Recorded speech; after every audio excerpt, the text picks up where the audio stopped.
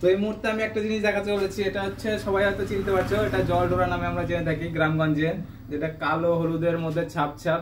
এই সাপটার একটা আমি বৈশিষ্ট্য আমি দেখাতে চলেছি, যেটা আমরা ময়াল সাপ বলি, ইন্ডিয়ান রক পাইথন। সেই রক পাইথনের যে দাঁতের চোয়ালটা থাকে না, দাঁতের পার্টিশনটা দুটো পার্ট থাকে, সেই রকমই কিন্তু এরও দাঁতের প্যাটার্নটা একই রকম। হ্যাঁ, আমি একটু ক্লোজ করে দেখাচ্ছি। দেখুন, উপরে একটা পার্ট আছে এবং ভেতরের দিয়ে আরেকটা পার্ট আছে, মানে অজগর সাপের যেই রকম পার্টিশন থাকে একদম সেই প্যাটার্নে কিন্তু এর দাঁত। হ্যাঁ, সেম ক্যাটাগরি বলা চলে বিশিন সাপ। তবে কি সব বিশিন সাপের কিন্তু একই রকম দাঁতের পার্টিশন থাকে না।